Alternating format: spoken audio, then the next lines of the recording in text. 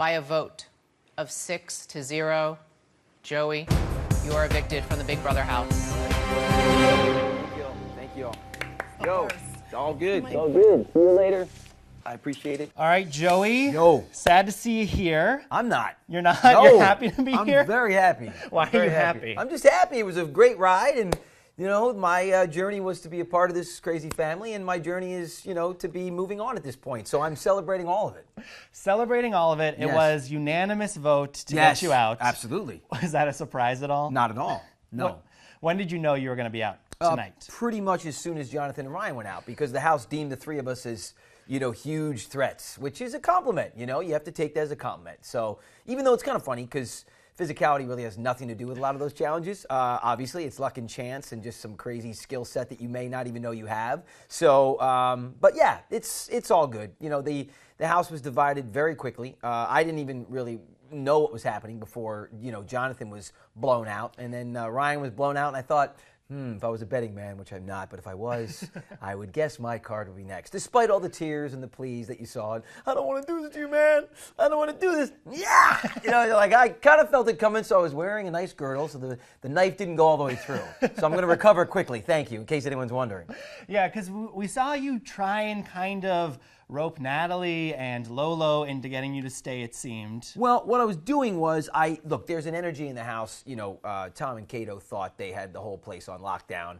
Not only that, but I didn't like the way those grown men were going about it with intimidation and being mean, and just wasn't the right way to do it. They're like grown men, and it was just weird. So I went in and said, hey, look, guys, whatever happens, get the best energy to the final week, because that way America, and if I'm home, we can enjoy watching the game being played the right way, not scare tactics or intimidation, which is just, it's not right, So that's what I was doing, and it turned into a conversation where they were like, hey, maybe you're part of that. I said, great, if I'm part of it, awesome. That'd be fun. And if not, then get me out of here if you deem me a threat. And it'll be fun to watch you guys all cannibalize on each other, which is what's going to happen. I was going to say, are you going to go home and watch the rest of the season and watch how this all plays out? Of course. Of course. I have to be back here to the finale and know what I'm talking about, which I didn't know before I signed up. So hopefully I'll be a little more savvy with my critique when I come back. Are you going to go back and watch all the episodes that have aired so far and see how you did? At some point. Okay. But I hate analyzing myself. That's why this was very out of body for me. I told you, and my daughters were like, Daddy, please do it, when I was talking to my family about it. And because they've never really been able to watch any of my stuff because they were really young when I was doing Melissa and Joey, and just too mature, and all the other stuff was way too mature. So they never really seen me like currently on TV. Even Hawaii Five-0 stuff it was too much. So, I got sucked into it. I was like, all right, I'll do it so you can watch me on TV. It's not what I do. I'm not a reality guy.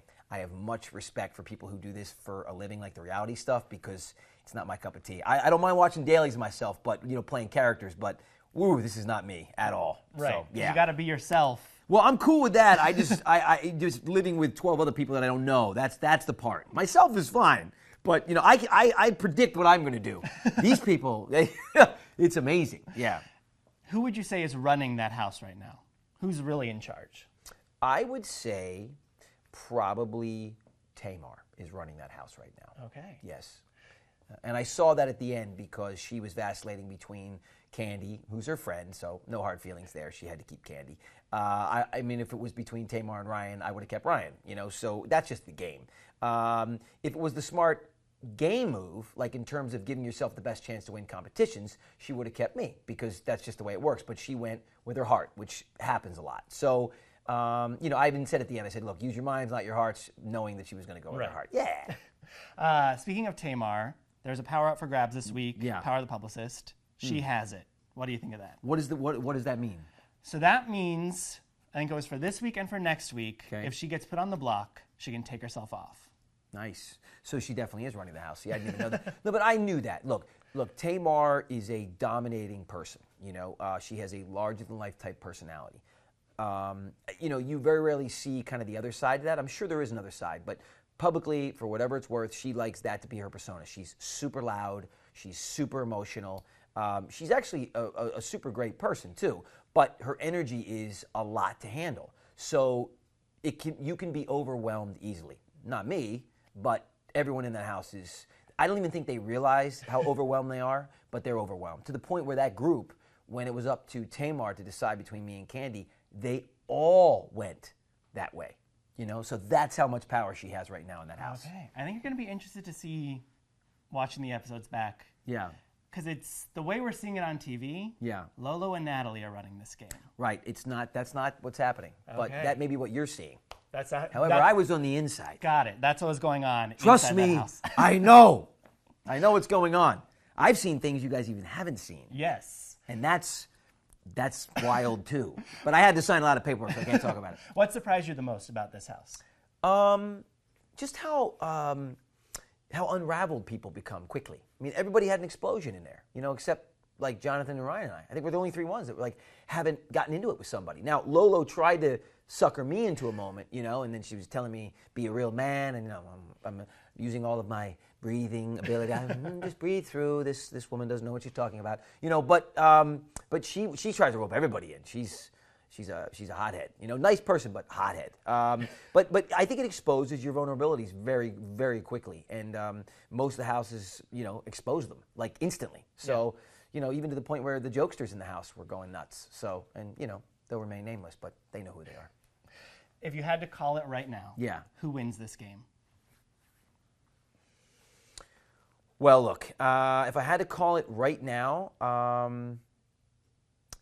look, I think Tamar thinks she's going to win, but at the end of the day, what you have to keep in mind is you have to also be likable, because there is a panel that will vote for the final two, and depending on who's there with her, if it is her and somebody else, we're going to go for the person that was most consistent and most kind, and, that comes into play a lot at the end, and you saw that last season. You saw it play out. Marissa had the better track record and was genuinely kinder in the house, and that's why she won. So, could be interesting at the very end. Okay, yeah. There's still a lot of game left to play. There's a lot of game, but I'm telling you, being kind is very important.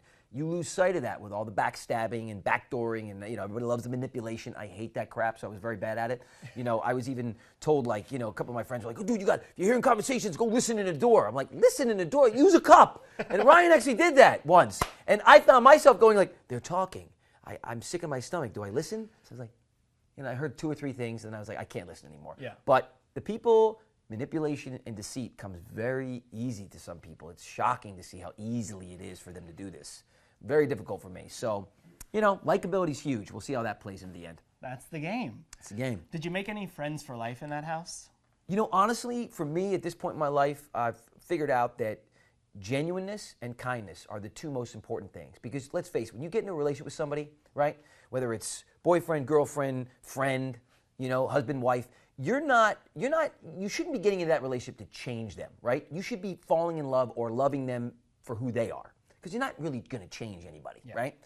So, that being said, I think Ryan is like one of the most genuine people I've ever met. Now, nobody's perfect. God knows I'm not. But he is a kind, genuine person. We truly hit it off. Spent most of the time talking about bro stuff. We didn't even really little games talk, but it was like 70-30, probably the wrong way. But I think he's fantastic. So we will definitely be hanging out, and I'm thankful for meeting him. Very cool. Yeah. Now, after this, you are free. You get to go back out there. What's the first thing you're doing? I'm going to just make a call on my cell, to my loved ones and tell them that I'm okay, and I'm going to look at the sky. Because unlike the summer show, we don't get to see sky. Right. We have not seen the sky in 21 days, to the point where for the first time in my life, I was like, does anybody have any vitamin D? Because I think you need to see some sun. The body needs it. So it's crazy, man. So I'm just going to look up in the heavens above and go, thank you, Lord, for blessing us with this amazing sky. And I'm going to call my loved ones. And I'm very proud of the fact that my daughters are almost 13 and 9. And this is the first 21 days that I have not seen their faces, whether it's been either in person or FaceTime. So it's been very difficult for me to deal with not seeing them, because I've never not seen them. I've always made it a point. That'll be an emotional reunion. It's going to be awesome, man. Happy. Yeah, happy stuff. We'll let you go have that. Thank you, man. Congrats on making it this far. I'm good. Congrats on being free. Dude, thank you. I'll take that one, and I'm enjoying watching the rest of the show from home.